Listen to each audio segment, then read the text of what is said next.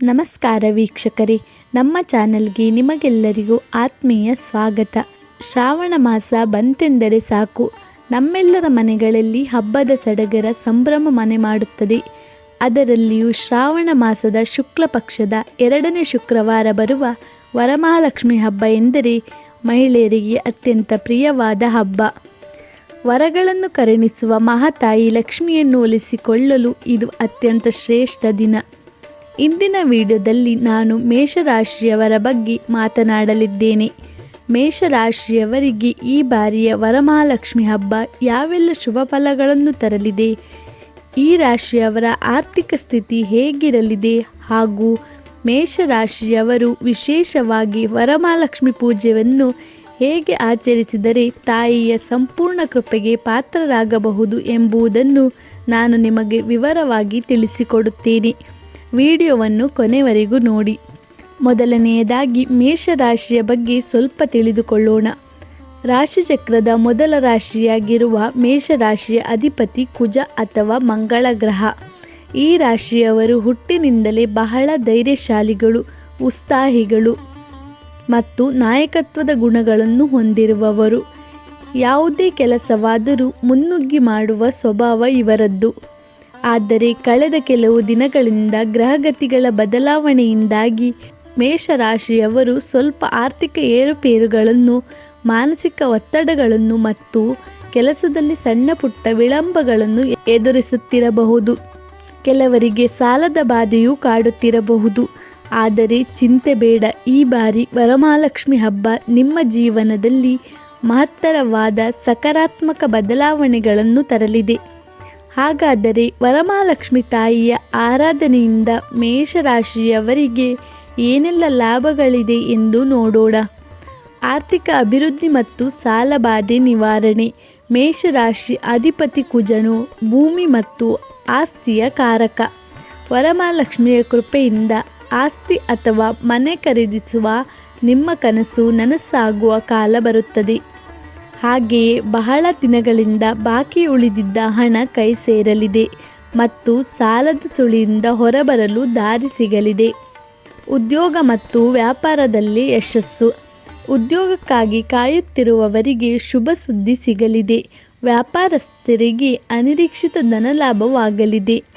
ನಿಮ್ಮ ಕಠಿಣ ಪರಿಶ್ರಮಕ್ಕೆ ತಕ್ಕ ಪ್ರತಿಫಲ ಮಹಾಲಕ್ಷ್ಮಿಯ ಆಶೀರ್ವಾದದಿಂದ ದೊರೆಯಲಿದೆ. ಕೌಟುಂಬಿಕ ಶಾಂತಿ. ಮೇಷರಾಶಿಯವರು ಸ್ವಲ್ಪ ಕೋಪದ ಸ್ವಭಾವದವರು. ಈ ಪೂಜೆಯ ಪ್ರಭಾವದಿಂದ ನಿಮ್ಮ ಮನಸ್ಸಿಗೆ ಶಾಂತಿ ದೊರೆಯುತ್ತದೆ. ದಂಪತಿಗಳ ನಡುವೆ ಪ್ರೀತಿ ಸಾಮರಸ್ಯ ಹೆಚ್ಚಾಗುತ್ತದೆ. ಮನೆಯಲ್ಲಿ ಮಂಗಳ ಕಾರ್ಯಗಳು ಜರುಗುವ ಸೂಚನೆಗಳಿವೆ. ಆರೋಗ್ಯ ವೃದ್ಧಿ. ಅನಾರೋಗ್ಯದಿಂದ ಬಳಲುತ್ತಿರುವವರಿಗೆ ಆರೋಗ್ಯದಲ್ಲಿ ಚೇತರಿಕೆ ಕಂಡುಬರುತ್ತದೆ. ಮುಖ್ಯವಾಗಿ ಮಾನಸಿಕ ನೆಮ್ಮದಿ ಹೆಚ್ಚಾಗುತ್ತದೆ. ಈಗ ಅತಿ ಮುಖ್ಯವಾದ ಭಾಗಕ್ಕೆ ಬರೋಣ. ಮೇಷರಾಶಿಯವರು ವರಮಹಾಲಕ್ಷ್ಮಿ ಪೂಜೆಯನ್ನು ಹೇಗೆ ಮಾಡಬೇಕು, ಯಾವ ಕ್ರಮಗಳನ್ನು ಅನುಸರಿಸಿದರೆ ವಿಶೇಷ ಫಲ ಸಿಗುತ್ತದೆ ಎಂದು ನೋಡೋಣ. ಪೂಜಾ ಸಿದ್ಧತೆ ಹೇಗಿರಬೇಕು? ಶುಕ್ರವಾರ ಬೆಳಗಿನ ಜಾವ ಬ್ರಾಹ್ಮಿ ಮುಹೂರ್ತದಲ್ಲಿ ಎದ್ದು ಅಭ್ಯಂಜನ ಸ್ನಾನ ಮಾಡಿ.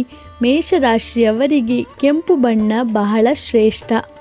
ಹಾಗಾಗಿ ಪೂಜೆಗೆ ಕೂರುವಾಗ ಕೆಂಪು, ಗುಲಾಬಿ ಅಥವಾ ಕೇಸರಿ ಬಣ್ಣದ ರೇಷ್ಮೆ ಸೀರೆ ಅಥವಾ ಉಡುಪನ್ನು ಧರಿಸುವುದು ಅತ್ಯಂತ ಶುಭ.